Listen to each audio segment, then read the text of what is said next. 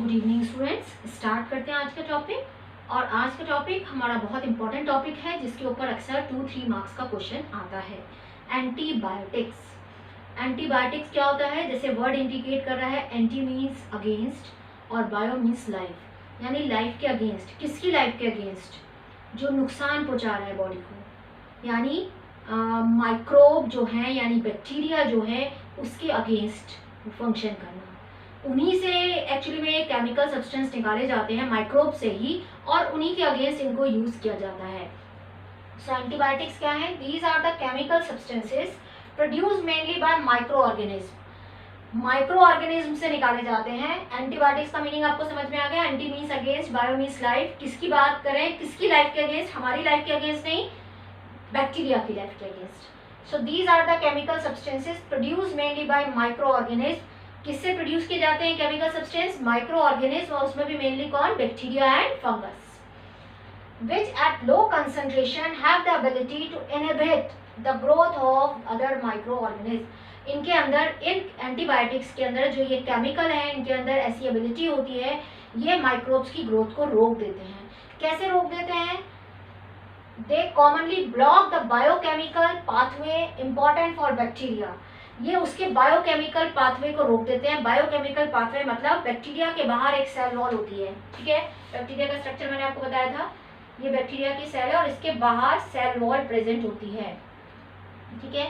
यहाँ पे एक न्यूक्लियोइड प्रेजेंट है, मीजोसोम प्रेजेंट है, फ्लैजिला जो भी है, यहाँ पर ये सेल वॉल है जो इसको प्रोटेक्ट करके रखती है। अब ये एंटीबायोटिक, यानी मान लो हम एग्जांपल दे रहे हैं पेनिसिलिन का, ये क्या करेगी? इसकी जो प्रोटेक्टिव कवरिंग है, सेल वॉल क्या होगी? बैक्टीरिया की प्रोटेक्टिव कवरिंग। अगर पेनिसिलिन इसकी ये प्रोटेक्टिव कवरिंग सेल वॉल को बनाने ना दे, इसको रोक दे, तो क्या होगा? जब इसका प्रोटेक्शन खत्म हो गया तो बैक्टीरिया मर जाएगा। तो यही काम करती है एंटीबायोटिक कि इसकी जो सेल वॉल फॉर्मेशन की जो प्रोसेस है, ये जो बायोकेमिकल पाथवे इसको रोक देती हैं, यानी इसका ये सेल वॉल बनने नहीं देती। और जब सेल वॉल नहीं बनेगी, किसी का कवर है, कोई प्रोटेक्टिव कवर, उसको हटा दिया जाएगा तो वो जिंदा नहीं बचेगा। तो यही करती है। They commonly block the biochemical pathway important for bacteria. कौन सा बायोकेमिकल पाथवे रोकती है? सेल वॉल फॉर्मेशन का। तो यहाँ पर एग्जाम्पल दिया पेनिसिलिन, जो फर्स्ट एंटीबायोटिक थी वो बनी थी penicillin. The antibiotic blocks the bacterial process of building cell wall. Cell wall formation की प्रोसेस को रोक देती है, which is a mean of protection for bacteria, जो उसका प्रोटेक्शन का काम करती है।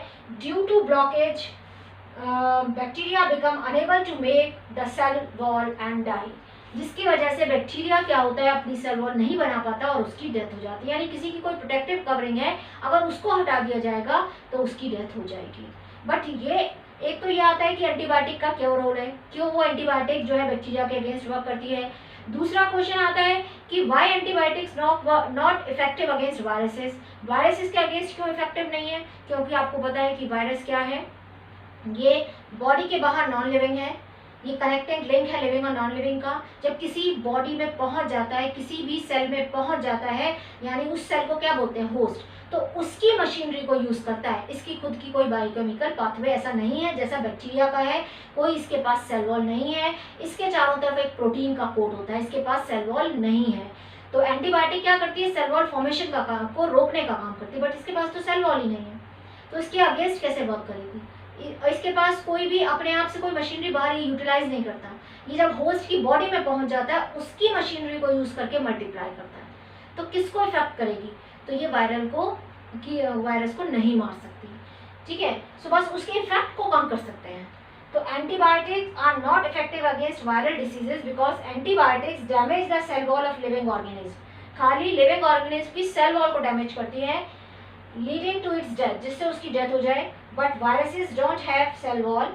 वायरस के पास कोई सेल वॉल नहीं है। Virus enter the host cell and use the host machinery for their life processes. वो अब होस्ट की बॉडी में पहुंच के अपनी लाइफ की प्रोसेस करता है, यानी वहीं जाके वो मल्टीप्लाई करता है और होस्ट की मशीनरी को यूज करता है। इसीलिए एंटीबायोटिक्स जो है वो वायरस के अगेंस्ट इफेक्टिव नहीं है, बट बैक्टीरियल डिसीज के अगेंस्ट इफेक्टिव है। ऐसे ही आपने नोटिस किया होगा, अगर आपको वायरल इन्फेक्शन होता है तो उसके अगेंस्ट आपको दी जाती है मेडिसिन। जैसे फीवर है, वायरल फीवर है, तो आपको फीवर को कम करने के लिए दी जाएगी, पर वो आप बोलते हैं ना 4-5 दिन वायरल इन्फेक्शन है, 4-5 दिन लेके जाएगा। तो मीन्स उसके अगेंस्ट पर्टिकुलर कुछ नहीं है, बट उसके इफेक्ट को कम करने के लिए ये सब दी जाती हैं। तो ये हो गया एंटीबायोटिक्स। ठीक है स्टूडेंट, तो आपको समझ में आया होगा। नेक्स्ट पार्ट में हम नेक्स्ट टॉपिक पढ़ेंगे। Thank you, thanks for watching.